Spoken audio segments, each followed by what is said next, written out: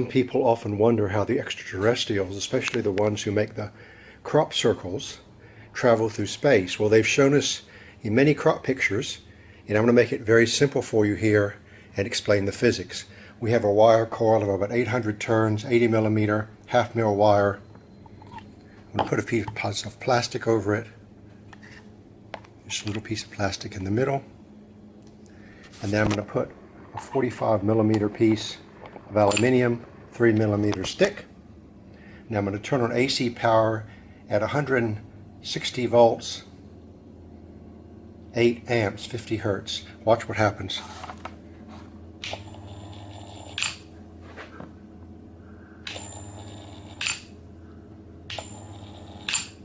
The little 45 millimeter disc of aluminium shoots out the center.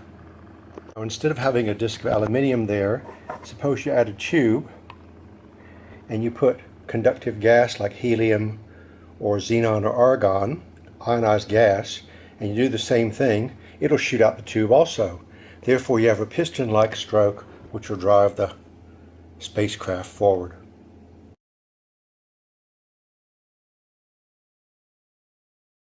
Compare now how this jumping ring type of lens effect varies with the size of the aluminium disc which we put above it. First we're going to put a 100 millimeter disc, 3 millimeter. I'm powering it with an isolation transformer and 160 volts off a variac and an on-off switch so no one kills themselves. So we just put a little 100 millimeter thing there. It jumps up a little bit. Next, if we put an 80 millimeter piece of aluminium, 3 millimeters thick again, hit 160 volts, 8 amps, it jumps up a lot more. If we go to a 64 millimeter piece of aluminium, 3 millimeters thick, 160 volts, 8 amps, jumps up quite a lot. Finally, if we go down to a small 45 millimeter piece of aluminium, which is about the diameter of the tube we'd use to force helium or xenon or argon gas out, in this simple example, it jumps up a long way. So you can imagine the helium or other ionized gas being shot out through this tube as a kind of propulsive exhaust.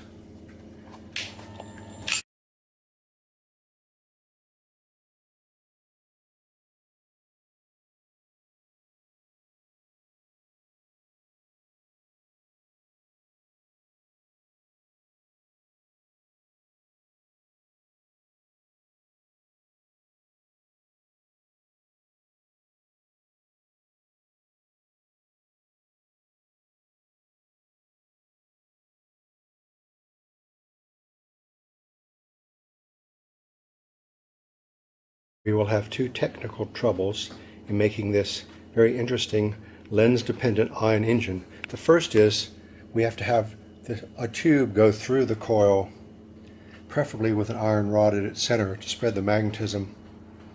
And that needs to be fairly tight with ionized gas with good compression, and we need to ionize it within the tube in whatever voltage the gas takes. As a second technical challenge, if we wish to scale up this device, say to run a big spaceship, we can't just have a bigger and bigger wire coil. We need to have a ring of wire coils, a ring of electromagnets like this. Here are 6 of them, and this will be where the gas flows in its center. And the trouble is this takes really a lot of power, more than your typical wall supply. We have to figure out how to handle all the AC voltage and current needed to drive such a device.